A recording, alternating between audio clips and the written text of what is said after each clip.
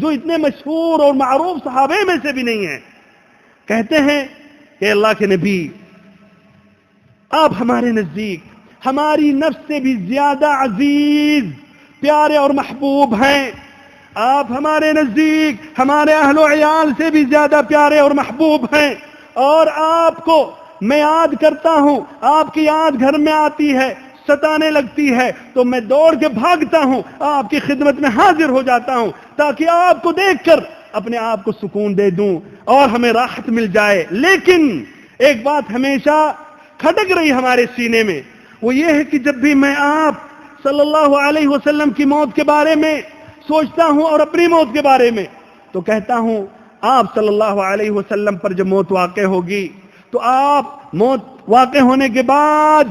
جنت میں نبیوں کے ساتھ اعلی منازل پر ہوں گے، اور میں اگر داخل بھی ہو گیا تو میں آپ کو نہیں دیکھ سکوں گا۔ سبحان اللہ، دیکھیے آخرت میں،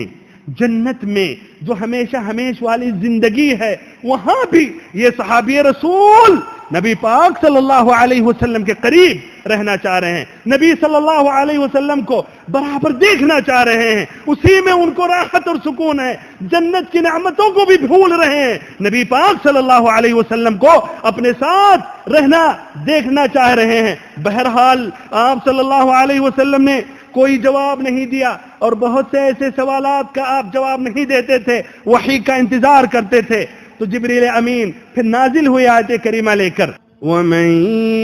يُطِعِ اللَّهَ وَالرَّسُولَ فَأُولَئِكَ مَعَ الَّذِينَ أَنْعَمَ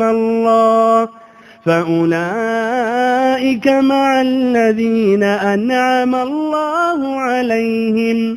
من النبيين والصديقين والشهداء والصالحين وحسن أولئك رفيقا ومن يطع الله والرسول۔ غور کریں قرآن مجید کی آیت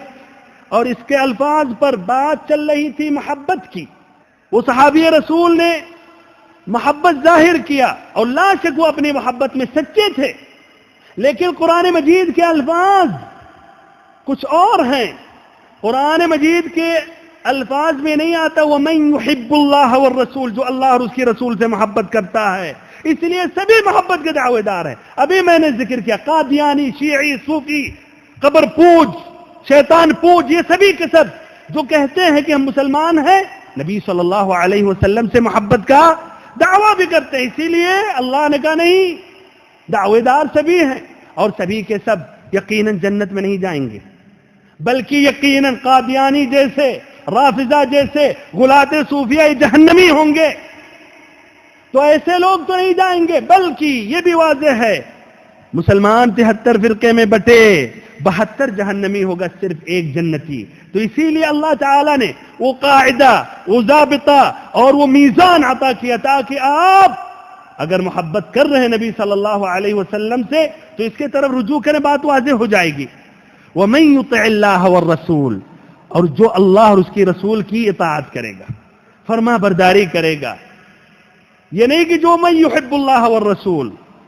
یعنی محبت کرنے والا وہ ہے جو وَمَن يُطِعِ اللَّهَ وَالرَّسُولَ، محبت کرنے والا کون ہے؟ جو اللہ اور اس کی رسول کی اطاعت کرے۔